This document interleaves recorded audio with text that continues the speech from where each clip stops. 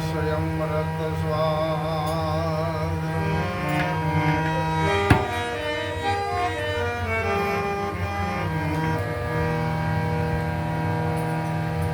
આજની આપણી મંગલમય ધર્મસભા અહીંયા ધનજીભાઈના વસ્ત્રાસન ઘરને આંગણે બેસતા વર્ષ પછી મારે પણ મુહૂર્ત થાય છે. ભજન અને સત્સંગ નિમિત્તે આપણા બધા જ્ઞાન સભામાં સુહાગી સંતો તેમજ જતી અને સતી બહેનો બધા કંઈક સાંભળવા આવ્યા છે અને સાંભળીને કંઈક સમજણ લેવા માટે આવ્યા છે. અને સમજણ જેને આવે એને આ ભવસાગરની અંદર, આ સંસાર જીવનની અંદર રહી અને આ ભવસાગર તરવા માટે હેલવું પડશે. કેમ કે ઉમા કહું મેં અનુભવ અપના, સત હરિ ભજન ગગન સબ સપના. હે પાર્વતી, મારો એવો અનુભવ છે કે હરિનું ભજન સત્ય છે, જગત બધું મિથ્યા છે, માટે સત્સંગનો ટકા કોઈ હો મહિમા છે.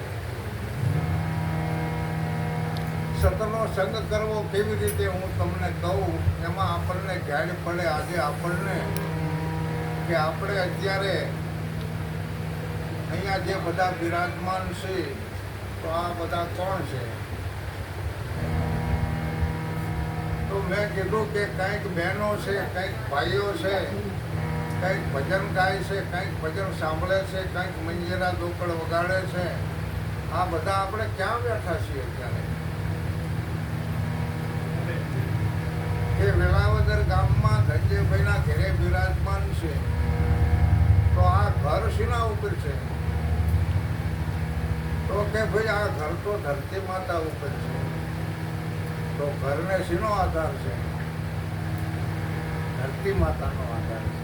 અને આપણે બધા આ ધરતી ઉપર આ મકાનમાં બેઠા છીએ, આપણે મકાનનો આધાર છે. તો ખરેખર ધરતી માતા શીના ઉપર બિરાજમાન છે? ત્યારે આપણને ખબર પડે કે ધરતી માતા તો સત્ય વચન ઉપર બિરાજમાન છે. વચન થકી બ્રહ્માએ સૃષ્ટિ રચાવી, વચન થકી આ પૃથ્વી ઠરાણી. તો વચન ઉપર પૃથ્વી છે, તો વચન શેના ઉપર છે? કે વચન તો નિરાધાર છે, એને કોઈનો આધાર નથી. વચનની સત્ય છે, વચનની મૂળ છે, વચનની કેવલ્ય છે, વચનની સત્ય છે. એ સત્યના આધારે પૃથ્વી છે, પૃથ્વીના આધારે આપણા ગુજરાતની અંદર આ વેળાવદર ગામ છે અને એ ગામની અંદર આ ધનજીભાઈનું ઘર સત્યના આધારે છે અને સત્યના આધારે આપણે બધા બેઠા છીએ. હવે આ સંગ કરવો પડે આપણે. આને કહેવાય સત્સંગ. સત્ય શું છે? કે જેના આધારે સૂર્ય અને ચંદ્ર છે, જેના આધારે પૃથ્વી છે, જેના આધારે આપણે બધા બેઠા છીએ. તો આ બધા આપણે બેઠા છીએ તો આપણી આ આંખોથી આપણને આ બધું શું દેખાય છે? જુઓ તમે, આ બધા માણસો દેખાય, ધરતી દેખાય, ઝાડ દેખાય, પાળ દેખાય, પથ્થર દેખાય, પાણી દેખાય, પણ જેના આધારે જે બધી વસ્તુ છે એ દેખાતું નથી. એને વચન કહેવામાં આવે, સત્ય કહેવામાં આવે. એને જોવું હોય તો આપણે દેવદ્રષ્ટિ પ્રાપ્ત કરવી પડે. દેવદ્રષ્ટિ જ્યારે પ્રાપ્ત થાય ત્યારે આ સત્ય જેના આધારે છે એ સત્ય આખા વિશ્વમાં વ્યાપક છે અને એ જ સત્ય આપણા શરીરમાં આવીને બેઠું છે. અને એ સત્ય એ પરમાત્મા છે, સત્ય એ આત્મા છે. અને એ સત્ય તમે ગમે અહીંયા તીર્થ કરવા જાઓ તો એ સત્ય બધે વિરાજમાન છે, પણ આપણામાં આવ્યું છે અહીંયા ગોચ કરવાની છે. અને આપણામાં આવ્યું છે એ સદગુરુ મહારાજ સમજાવે કે આનો સંગ કરો.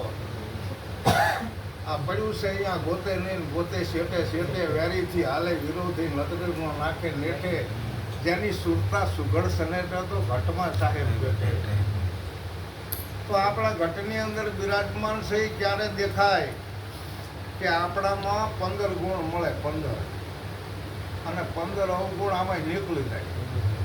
15 અવગુણને કાઢવાના છે.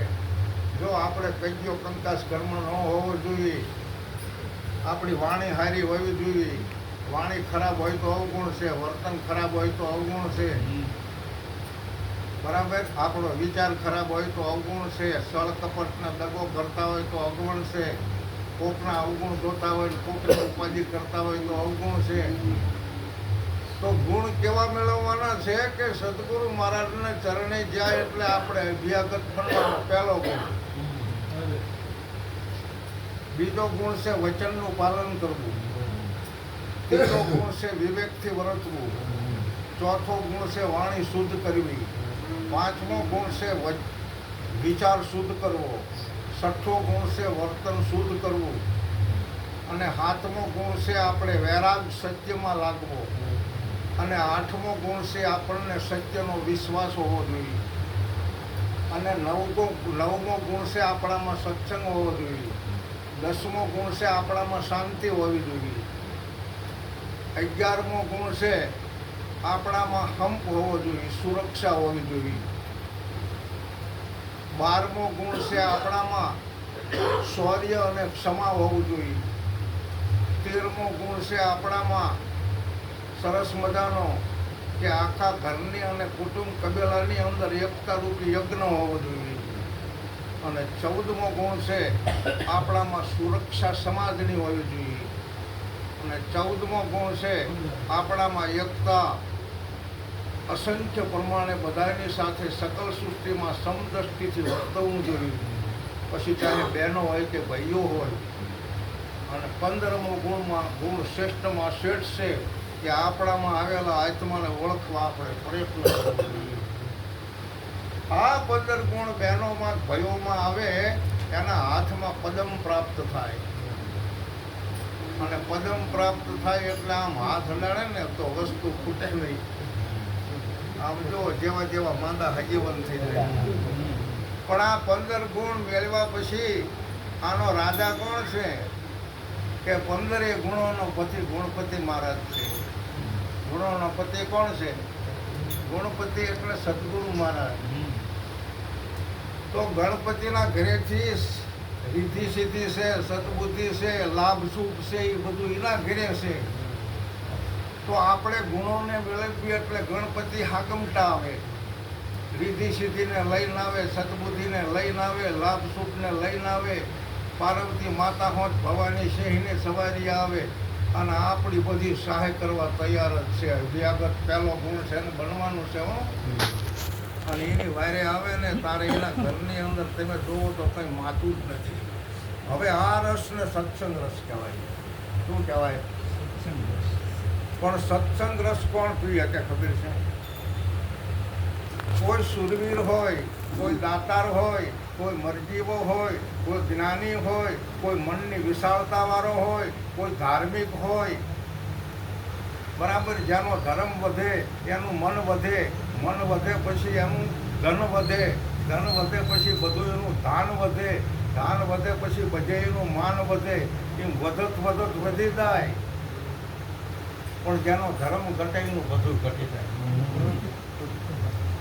તો આજ આપણને એવું જોશે કે આપણા ઘરે કોઈ સંતો આવ્યા છે, ભક્તો આવ્યા છે, હરિભજન અને સત્સંગની અંદર આપણે ભાગ લેવા માટે આવ્યા છીએ. તો અહીંથી આપણે કંઈક લઈને જવાનું છે. બરાબર. અને લીધા પછી એને આપણે એક બાજુ હાંચવવાનું છે. આપણને એક તોલું ઘણું મળ્યું હોય પછી હોવાનું કેવું હાંચવ્યું ઘરમાં. રૂપિયા મળ્યા હોય કેવા હાંચવવા પડે ને, જતન કરવું પડે ને એનું.